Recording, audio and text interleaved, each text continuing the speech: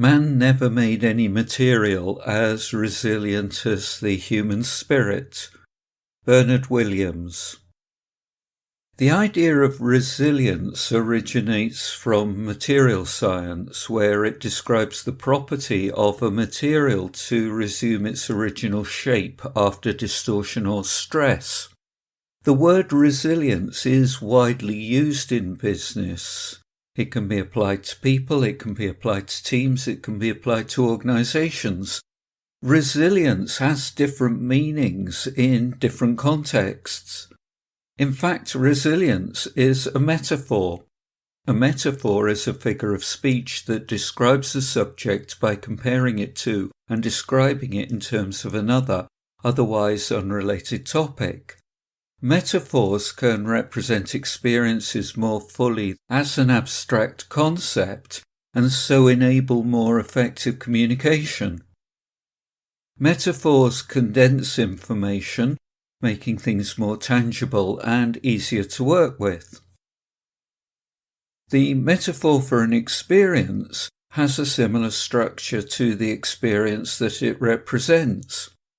Resilience as a metaphor in the context of human psychology and behaviour can work for all these reasons. But the metaphor from material science has serious limitations. What about too much resilience? What about learning, growing and developing through stress? What about adapting to situations and environments? In all these scenarios, the metaphor doesn't work so well. How would you react to a natural disaster? An aircraft crash? A terrorist attack? Being caught up in a civil uprising? Being taken hostage? Losing a limb? The death of a loved one in unusual circumstances? Financial ruin, and so on? How calm would you be? Fortunately, it's statistically unlikely that you will experience any of these situations. But what if you do? Your reaction may surprise you. You may remain calm and respond well, or you may react in a way that will cause you anxiety over time. The intensity of the situation and the strength of your emotions will cause you to do one of the following things.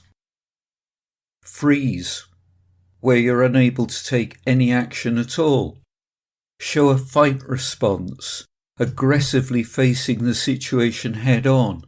Show a flight response, get away from the situation as quickly as possible.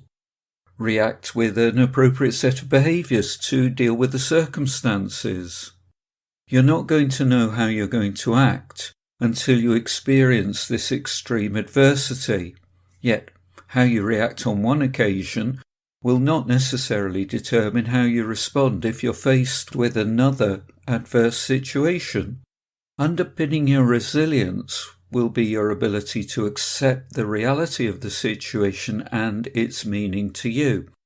Conscious decision-making is going to be underpinned by a strong sense of core values that enable you to use your flexibility and creativity to improvise in a way that will see you through to a suitable endpoint.